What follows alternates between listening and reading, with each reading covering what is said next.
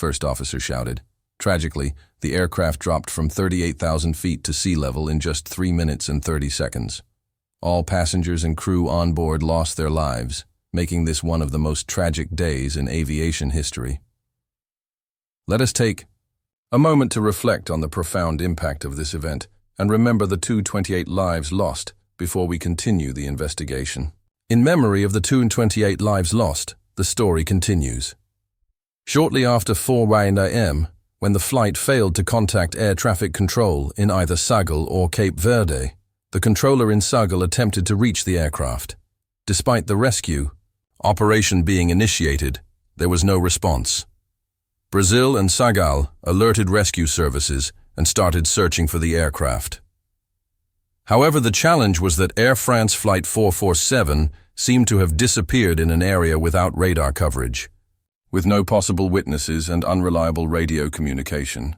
2 days later, a Brazilian aircraft spotted what appeared to be an oil slick and small floating debris. A few days after that, search teams discovered 2 bodies along with personal belongings. The final resting place of Flight 447 was located on April 3, 2011, at a depth of almost 4,000 meters.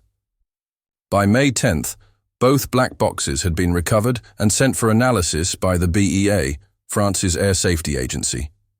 In July 2012, the BEA published its final report on the accident. The investigation revealed that the measured airspeed discrepancy was likely caused by an obstruction of the pitot probes due to ice crystals. This led to the autopilot disconnecting, and the flight control mode transitioned to alternate law, which deactivated several important protections such as angle of E, attack, overspeed, and bank angle protection. As a result, the aircraft became much more responsive to roll inputs. According to the investigation, the pilots were expected to quickly diagnose the issue and take preventive action regarding the pitch attitude and thrust. However, the failure occurred unexpectedly during the cruise phase of the flight, catching the pilots by surprise. This resulted in excessive roll handling and a sudden nose-up maneuver. The aircraft entered a sustained stall, marked by the stall warning and strong buffeting.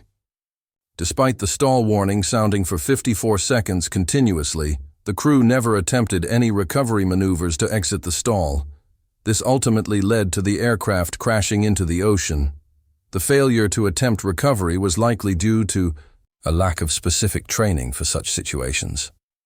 Though the training met regulatory standards, manual aircraft handling in approach to stall and stall recovery at high altitudes is complex and requires precise control inputs.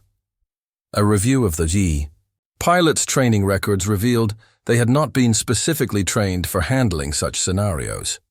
As a result of the investigation, the BEA issued several recommendations, including reviewing check and training programs to ensure they include mandatory exercises focused on manual aircraft handling during stall approaches and recovery, even at high altitudes.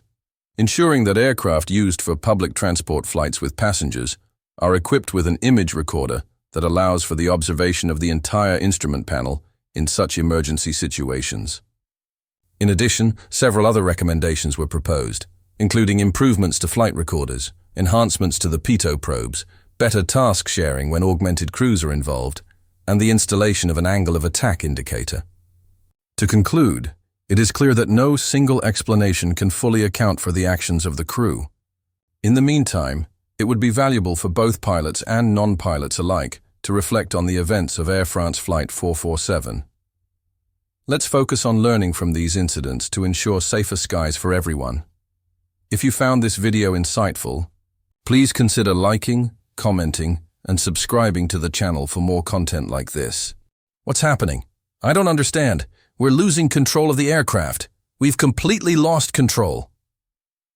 What you're witnessing is the beginning of one of aviation's greatest mysteries. A top-tier aircraft, a highly experienced crew, and then an abrupt, terrifying descent into the unknown. This is the story of Air France Flight 447. On May 31, 2009, around 8 p.m. local time, Air France Flight 447 was pushed back from the gate at Rio de Janeiro International Airport in São Brazil, heading to its destination of Paris, France.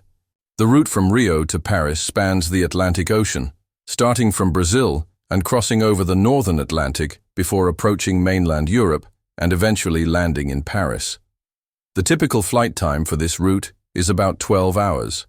The aircraft was an Airbus A330-200, one of the newest planes in Air France's fleet. It had undergone a major overhaul in April 2009 and had accumulated around 19,000 flying hours at the time of the incident.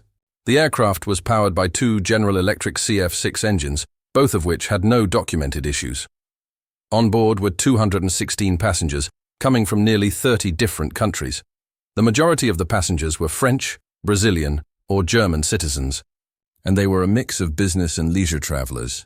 This aircraft is typically operated by two pilots, but since the flight from Rio to Paris was a 13-hour journey, which exceeded the 10-hour limit before a break is required under Air France's regulations, 3 pilots were assigned to this flight.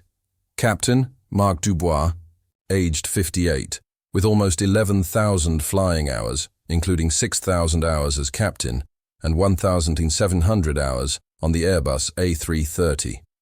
Relief First Officer, left seat, David Robert, age 37, with over 6,000 flying hours, of which 4,500 hours were spent on this particular aircraft.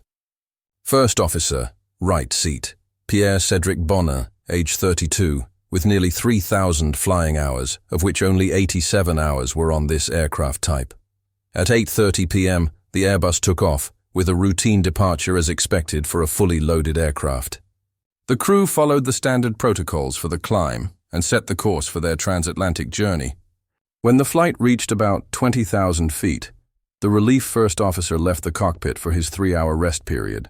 Captain Dubois took over the left seat, and the First Officer remained in the right seat.